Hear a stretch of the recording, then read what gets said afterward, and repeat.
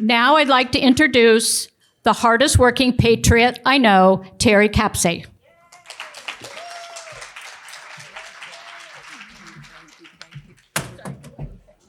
Okay, there went the phone. That's okay.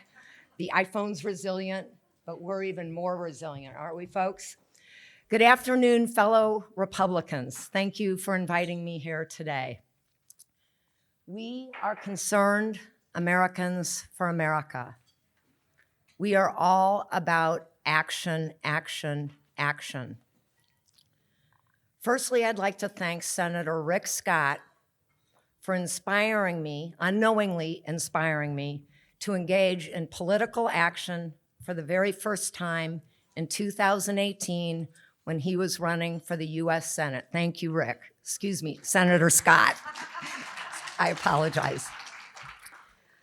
It was truly a privilege to volunteer to make phone calls for Senator Scott at the Republican headquarters at the time during a GOTV Get Out the Vote campaign.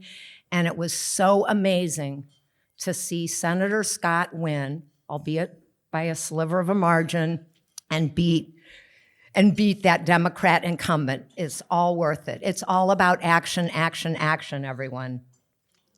Anyway, secondly, I would like to thank Kathy Lewis, the WRC, Donna Wagner, Debbie Blaine, and so many other WRC members who have been supporting Concerned Americans for America dating back to 2020. Now, what is Concerned Americans for America? We are a federally registered super PAC. We have to do that to be able to legally deliver messages for people like President Trump, Senator Ron Johnson, and again, President Trump in 2024.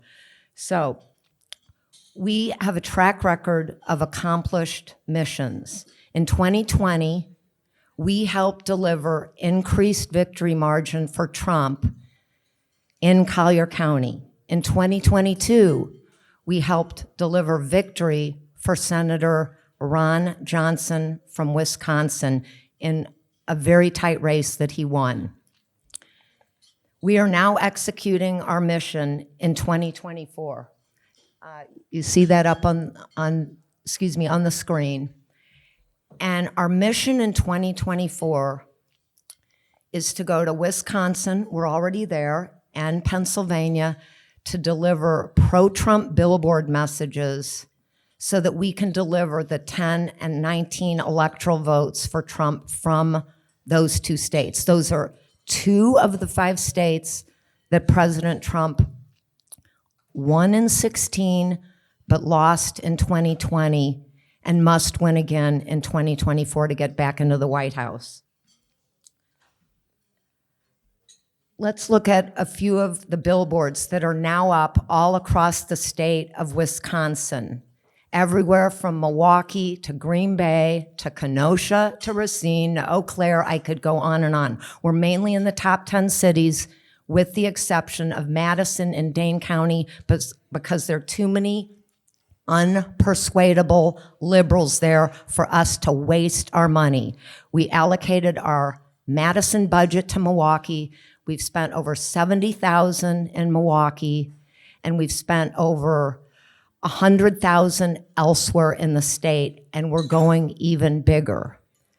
We were blessed with some big donors who said, Terry, we've given you enough for Wisconsin. You must go to Pennsylvania. So guess what? When the donors ask, you jump.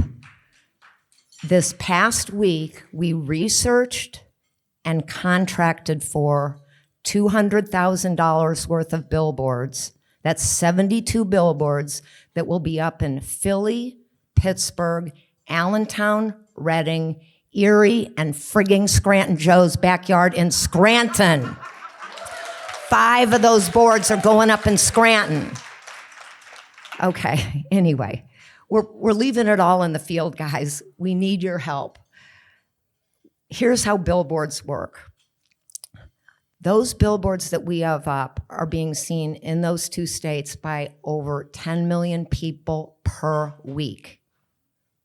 We buy billboards in 4-week increments. For every $1,000 you contribute, that bumps up our impressions by 50,000 per week for that 4-week period. 10,000 gets us 500,000 impressions. If anyone wants to make a donation of 100,000, you will be making us able to deliver 5 million more weekly impressions for that 4-week period.